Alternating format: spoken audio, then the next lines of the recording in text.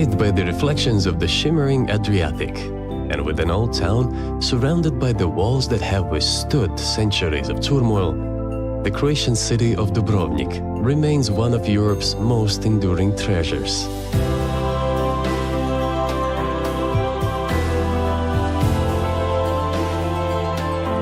Just as an oyster shell protects life within, Dubrovnik's walls nurtured the flourishing maritime republic that once rivaled Venice.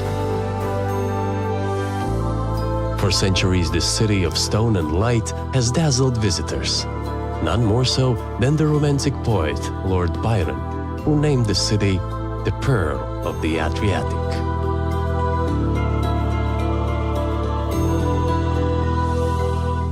Cross the medieval bridge and enter the city through the grandest of its entrances, Pile Gate.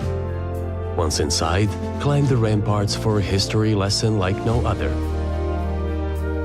Dubrovnik's walls first rose in the 7th century, but most of what stands today was built in the 14th and 15th centuries to repel Ottoman attack. These are walls which have been shaken by armies and earthquakes. These are walls whose every stone tells the story of resilience and liberty. It takes an hour or two to walk the old city's ramparts, depending on how often you are stopped in your tracks by the views. Dubrovnik citizens have always valued harmony, and the sense of order and unity continues today as visitors circle the old town in an anti-clockwise direction. Stop for a while at Fort Bokar and take in the views to Fort Lawrence. In the 11th century, locals heard whispers of a cunning Venetian plan to build a base on these rocks from which to attack the city. Dubrovnik citizens mobilized, and within months the first walls of Fort Lawrence were in place.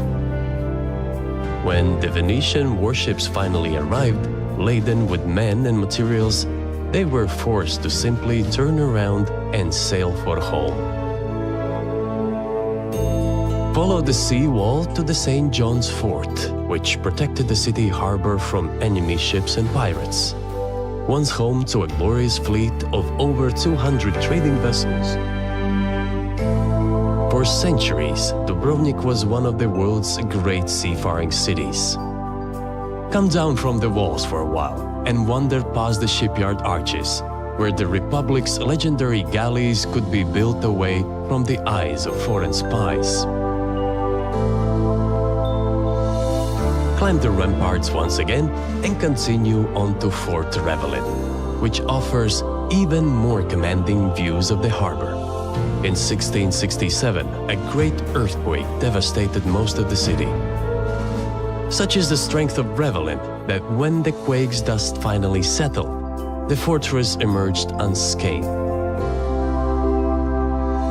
From Revelin, follow the northern wall to the highest point in the city's defenses, Fort Minseta.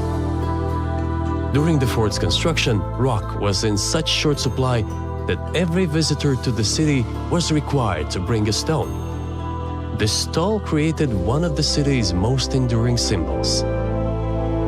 From the fort's tower, the entire city stretches away like a vision.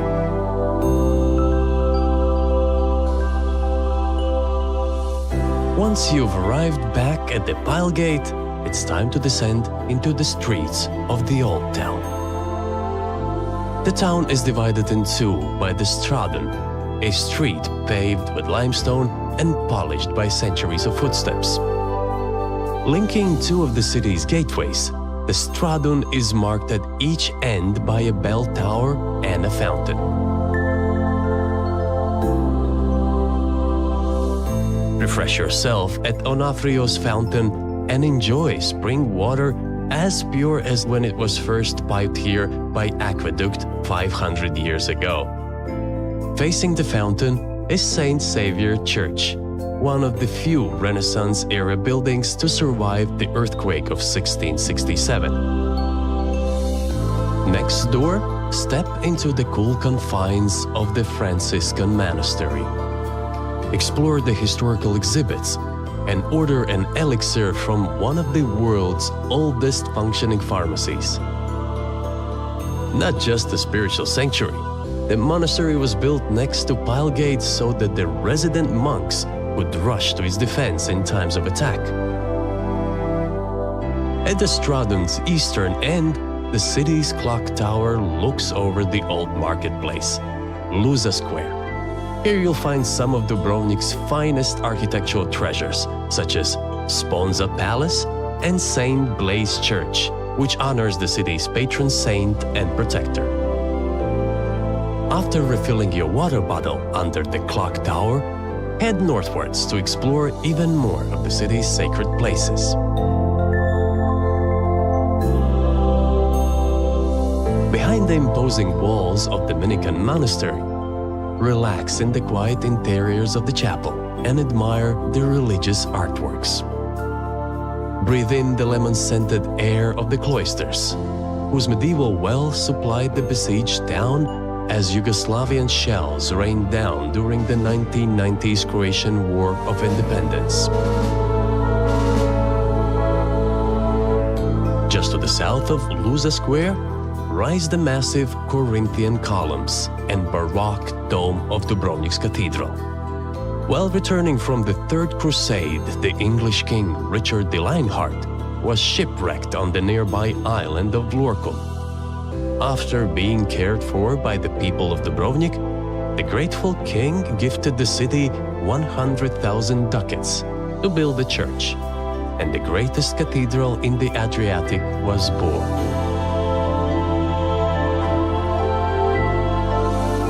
When you're finished exploring the old city's architectural highlights, you'll discover endless moments of bliss down the city's alleyways and laneways too.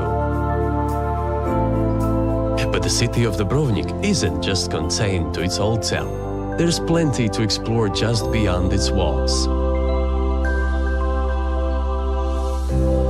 Give your feet a break from the cobblestones and sink your toes into the pebbles and sand of Banje Beach.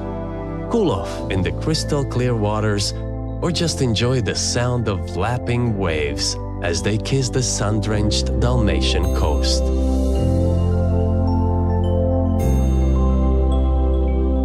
To the west of the old town, follow the promenade, past more beautiful beaches, peaceful bays, and old summer homes, all the way around to Dubrovnik's modern port in Gruz Harbor.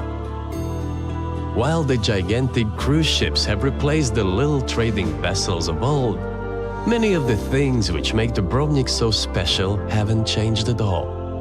The spirit of independence, the sparkling waters, and of course, those walls. All these things exist in a state of perfect timelessness. Throughout the ever-swirling, ever-shifting tides of time, the pearl of the Adriatic has continued to shine. Today's Dubrovnik welcomes and enchants all those lucky enough to pass through its gates, just as it has for centuries.